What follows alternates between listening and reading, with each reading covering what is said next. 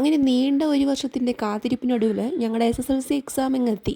ശരിക്കും ഈ ഒരു വർഷമെന്ന് പറയുന്നത് ഇവരുടെ ലൈഫിൽ മറക്കാനാകാത്ത ഒരു മെമ്മറീസിൽ ഒന്ന് തന്നെയായിരിക്കും. അവർക്കൊരുപാട് കാര്യങ്ങളൊക്കെ ഷെയർ ചെയ്യാനുണ്ടായിരുന്നു.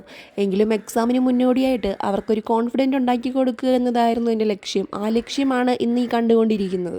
വിജയം ആസ്വാദകരമാക്കണമെങ്കിൽ എന്തായാലും പ്രയാസങ്ങൾ ആവശ്യമാണല്ലോ.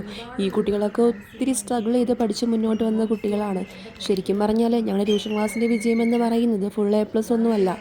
ഓരോ കുട്ടിയും പാസ്സാവുക നല്ല മാർക്കോടുകൂടി, അതുമാത്രമാണ് ഞങ്ങളുടെ ആഗ്രഹം. കാരണം ഇച്ചിരി ബാക്ക്വേർഡുള്ള കുട്ടികളൊക്കെയാണ് നമ്മുടെ ഇവിടെ പഠിക്കാനായിട്ട് വരുന്നത്. നമ്മളെക്കൊണ്ട് പറ്റുന്ന വിധത്തിൽ അവരെയൊക്കെ ഒന്ന് പഠിപ്പിച്ച് ജയിപ്പിച്ച് വിടുക എന്നത് നമ്മുടെ ഏറ്റവും വലിയ ടാസ്ക് എന്ന് പറയുന്നത്.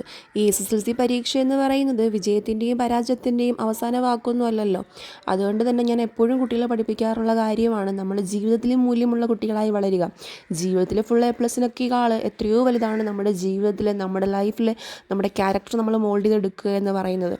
അപ്പോൾ പഠിക്കാത്ത കുട്ടികൾക്കൊക്കെ ഒത്തിരി വിഷമം ഉണ്ടായിരുന്നു. എങ്കിലും അവരുടെ വിഷമമൊക്കെ മാറ്റിക്കൊടുത്ത് അവർക്ക് ചെറിയ രീതിയിൽ കോൺഫിഡൻറ്റും കാര്യങ്ങളൊക്കെ ഉണ്ടാക്കി കൊടുത്ത് അവർക്ക് സെൽഫ് റിയലൈസേഷനും സ്വന്തമായിട്ടുള്ളൊരു സെൽഫ് കോൺഫിഡൻസൊക്കെ ഉണ്ടാക്കി കൊടുക്കുക എന്നതായിരുന്നു എൻ്റെ ഇന്നത്തെ ടാസ്ക്. അങ്ങനെ ആ ഒരു ടാസ്ക് വിജയകരമായി കംപ്ലീറ്റ് ആക്കിയെന്ന് തന്നെയാണ് ഞാനും വിശ്വസിക്കുന്നത്.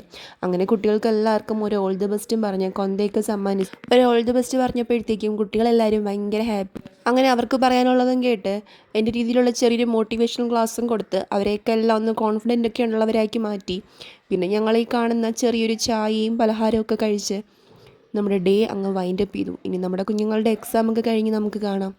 അപ്പോൾ എക്സാം എഴുതുന്ന എല്ലാ കുട്ടികൾക്കും ഓൾ ദ ബെസ്റ്റ്.